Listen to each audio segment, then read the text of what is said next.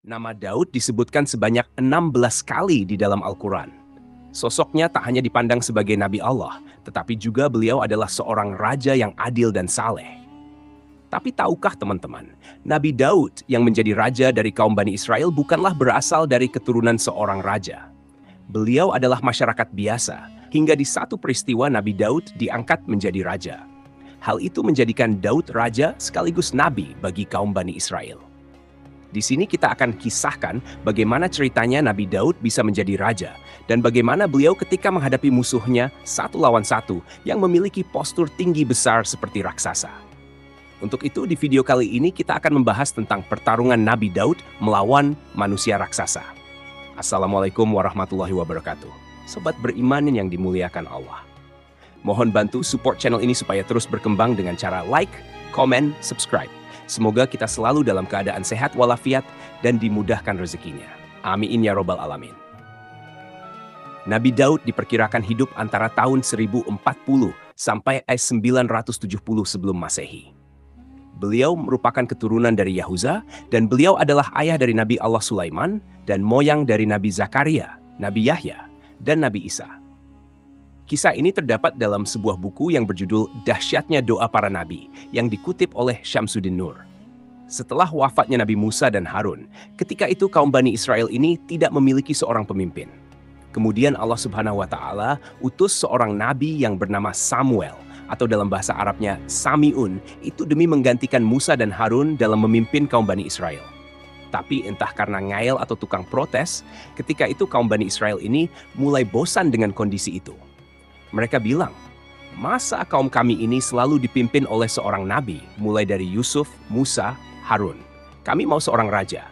Padahal udah enak-enak Allah Subhanahu wa Ta'ala utus kepada mereka seorang nabi sebagai pemimpin, ini malahan mereka mau minta dipimpin sama seorang raja. Keinginan Bani Israel ini pun disampaikan kepada Nabi Samuel. Samuel pun menyarankan supaya Bani Israel bersabar menunggu mukjizat dari Allah Subhanahu wa Ta'ala. Kemudian Nabi Samuel berdoa meminta petunjuk dari Allah Subhanahu wa Ta'ala. Akhirnya, pada suatu hari ada seorang pria yang sedang menggembala keledai-keledainya. Tiba-tiba, satu dari keledainya itu terlepas. Kemudian pria ini pun mencari keledainya yang lepas itu selama berhari-hari. Singkat cerita, karena keledainya itu nggak ketemu-ketemu, pria ini pun pergi mendatangi Nabi Samuel. Yang ketika itu, Nabi Samuel tengah berada bersama orang-orang Bani Israel. Dan tanpa disangka-sangka, rupanya setelah Nabi Samuel melihat pria yang sedang mencari keledainya itu, tiba-tiba Nabi Samuel mengatakan kepada orang-orang bahwasanya pria mencari keledai itu yang akan menjadi raja pertama dari Bani Israel. Orang-orang pun kaget dan merasa tak percaya. Masa raja pertama mereka adalah mantan seorang penggembala keledai? Dia kan orang miskin, nggak punya nasab yang tinggi, nggak punya harta, dan berasal dari kaum bawah. Bukannya mereka senang punya raja baru, malahan ketika itu sebagian orang-orang nggak mau mengakui bahwa pria itu adalah raja mereka. Ini dikasih Nabi minta raja, giliran dikasih raja, malahan banyak protes. Pria penggembala keledai ini bernama Tolut. Dia yang nantinya akan menjadi raja pertama bagi kaum Bani Israel. Sobat Jazirah Ilmu yang dimuliakan Allah, pada suatu hari akan terjadi perang antara kaum Bani Israel melawan sebuah kabilah yang bernama Jalut. Kala itu, kaum Bani Israel dipimpin langsung oleh raja mereka, yaitu Tolut. Tolut pun mulai mengumpulkan pasukan yang dia ambil dari orang-orang Bani Israel. Ketika itu ada sebagian orang yang mau dan ada pula sebagian orang yang gak mau ikut perang. Karena teman-teman, kabilah Jalut ini adalah orang-orang yang kuat dan raja. Mereka punya postur badan yang tinggi besar, serta mempunyai otot yang kekar. Ditambah lagi, kaum Jalut ini teman-teman punya pasukan yang sangat banyak. Makanya sebagian orang Bani Israel tidak mau ikut perang, karena mereka takut dengan kabilah Jalut yang ketika itu terkenal suatu kabilah yang kuat. Setelah Raja Tolut mengumpulkan pasukan perangnya, ada seorang bapak yang punya 3 anak laki-laki yang memasukkan ketiga anaknya itu ke dalam pasukan Raja Tolut. Bapak ini bernama Yisha. Salah seorang dari anaknya ini bernama Daud.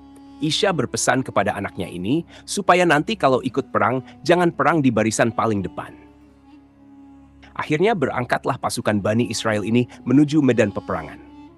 Maka ketika mereka telah sampai di depan sana, ada pasukan dari kabilah Jalut. Mereka melihat jumlah dari pasukan Jalut ini sangat banyak, dan mereka besar-besar. Kemudian dipersenjatai lengkap mulai dari pedang, tombak, dan baju besi. Maka banyak ketika itu orang-orang Bani Israel yang menjadi daun dan takut. Ada beberapa orang yang mundur dari pasukan sebelum perang, maka hanya tersisa segelintir orang saja yang berani dan siap untuk berperang melawan kabilah Jalut. Sebelum dimulainya peperangan, raja dari kabilah Jalut yang memiliki postur tubuh raksasa maju ke barisan depan. Raja Jalut ini, teman-teman, jika di bahasa populernya, dia bernama Goliat. Kemudian dia menantang 1 lawan 1 kepada pasukan Bani Israel. Namun tidak seorang pun dari tentara Bani Israel yang berani menerima tantangan itu. Kemudian Raja Jalut mengejek dan menghina pasukan Bani Israel. Mendengar kesombongan Raja Jalut, kemudian Raja Tolut berkata kepada sisa pasukan yang sedikit itu, "Siapakah di antara kalian yang bisa membunuh pimpinan kabilah Jalut? Maka akan kunikahkan dia dengan putriku, dan suatu hari dia akan menggantikanku sebagai raja dari Bani Israel." Karena teman-teman, Raja Talut ini nggak punya anak laki-laki yang nantinya akan mewarisi tahta kerajaan Bani Israel.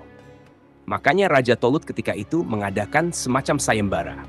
Tapi ketika sayembara itu diserukan kepada kaum Bani Israel, mereka semua pada tertunduk takut. Mereka pikir mustahil untuk bisa melakukannya. Dan ini sama saja aksi bunuh diri dari sisa pasukan Bani Israel yang sedikit itu. Ternyata ada seorang anak muda yang memberanikan dirinya untuk maju melawan Raja Jalut yang bertubuh raksasa itu. Dia adalah Daud.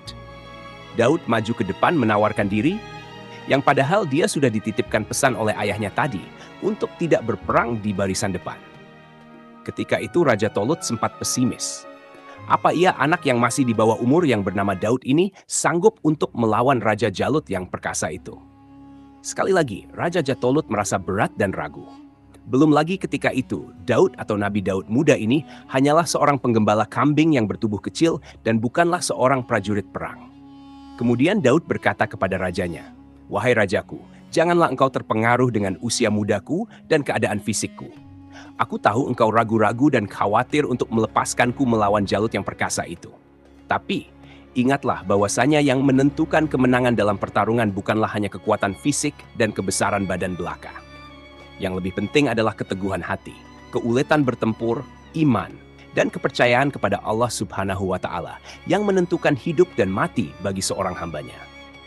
Dengan berat hati, akhirnya Raja Tolut mengizinkan Daud untuk maju bertempur 1 lawan 1. Kemudian Raja Tolut memberikan pedang, perisai, dan baju besi kepada Daud. Tapi Daud menolaknya dengan alasan belum terbiasa menggunakannya. Ditambah lagi, pedang dan baju besi itu berat dan akan memperlambat gerakannya. Ini merupakan perang pertama bagi Daud. Saat itu dia akan melawan Raja Jalut hanya dengan menggunakan tongkat dan sebuah ketapel saja. Raja Tolut merasa keheranan. Kemudian dia berkata, "Wahai Daud, bagaimana bisa engkau mengalahkan Jalut hanya dengan bersenjatakan tongkat dan ketapel? Coba engkau lihat Jalut, dia menggunakan pedang yang sangat panjang lengkap dengan pakaian besinya." Kemudian Nabi Daud berkata, "Allah Subhanahu wa Ta'ala yang akan melindungiku. Taring singa dan kuku beruang juga akan melindungiku dari sabetan pedang dan panah Jalut yang durhaka itu." Ketika Daud dan Raja Jalut sudah saling berhadap-hadapan dan siap untuk bertarung, Raja Jalut berkata, "Untuk apa tongkat yang engkau bawa itu? Untuk mengejar anjing atau memukul anak-anak yang sebaya denganmu? Di mana pedang dan baju besimu? Rupanya kau sudah bosan hidup ya? Kasihan, padahal engkau masih muda. Engkau belum merasakan suka dukanya kehidupan. Engkau masih harus banyak belajar dari pengalaman. Baiklah, majulah kau ke sini. Aku akan membunuhmu dengan sekejap. Dagingmu akan kujadikan makanan yang lezat bagi binatang-binatang di darat dan burung-burung di udara." Merasa diremehkan, kemudian Nabi Daud berkata, "Kau boleh bangga dengan zirah dan topi bajamu. Kau boleh merasa kuat dan ampuh dengan pedang dan panahmu. Akan tetapi, ingatlah benda-benda itu tidak akan sanggup menyelamatkan nyawamu dari tanganku yang masih halus dan bersih ini. Aku datang ke sini dengan nama Allah Subhanahu wa Ta'ala, Tuhan Bani Israel yang telah lama engkau hinakan. Sebentar lagi kau akan mengetahui apakah pedang dan panahmu yang akan mengakhiri nyawaku, atau kehendak dan kekuasaan Allah Subhanahu wa Ta'ala yang akan merenggut nyawamu dan mengirimkanmu ke neraka jahanam." Mendengar hal ini, Jalut pun jadi marah. Kemudian dia langsung mendatangi Daud dengan pedangnya. Sebelum sempat mendekat, Nabi Daud segera melemparkan batu dengan ketapelnya tepat ke arah kening Jalut. Kemudian darah pun mengalir deras dari kening Jalut hingga darah itu menutupi kedua matanya. Atas izin dari Allah Subhanahu wa Ta'ala, pada lemparan ketapel yang kedua dan ketiga membuat Jalut tersungkur di atas tanah dan langsung meninggal dunia. Matilah Jalut. Ini membuat tentara dari kaumnya mundur dari peperangan. Artinya, ketika itu kaum Bani Israel memenangkan peperangan dengan hanya duel 1 lawan 1 antara Nabi Daud dan Raja Jalut. Mereka, tentara Tolut, mengalahkan tentara Jalut dengan izin Allah. Dan dalam peperangan itu, Daud membunuh Jalut. Kemudian Allah memberikan kepadanya pemerintahan dan hikmah sesudah meninggalnya Tolut. Seandainya Allah tidak menolak keganasan sebagian umat manusia dengan sebagian yang lain, pasti rusaklah bumi ini. Tetapi Allah mempunyai karunia yang dicurahkan atas semesta alam. Al-Quran, Surat Al-Baqarah, ayat 251. Sobat Jazirah beriman yang dimuliakan Allah, sesuai dengan janjinya. Nabi Daud pun dinikahkan dengan putri Raja Talut yang bernama Michal. Ketika itu Nabi Daud diangkat menjadi penasihat dan orang kepercayaan Raja Tolut. Daud sangat disayang, disanjung, dan dihormati oleh mertuanya dan seluruh rakyat Bani Israel. Di akhir kisah, pada suatu hari Raja Tolut meninggal dunia. Otomatis, tahta kerajaan pada saat itu jatuh kepada Daud. Daud pun menjadi raja bagi kaum Bani Israel. Di dalam kepemimpinannya, Raja Daud memimpin kerajaannya dengan jujur dan adil. Bahkan ia menjadikan Baitul Maqdis sebagai ibu kota kerajaan pada saat itu.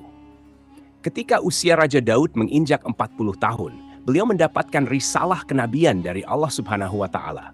Kemudian Nabi Daud pun menerima kitab suci Zabur untuk Bani Israel. Pada saat itu, akhlak dari Bani Israel ini sangat buruk. Maka diturunkan Zabur untuk melengkapi kitab Taurat yang diturunkan kepada Nabi Musa alaihissalam.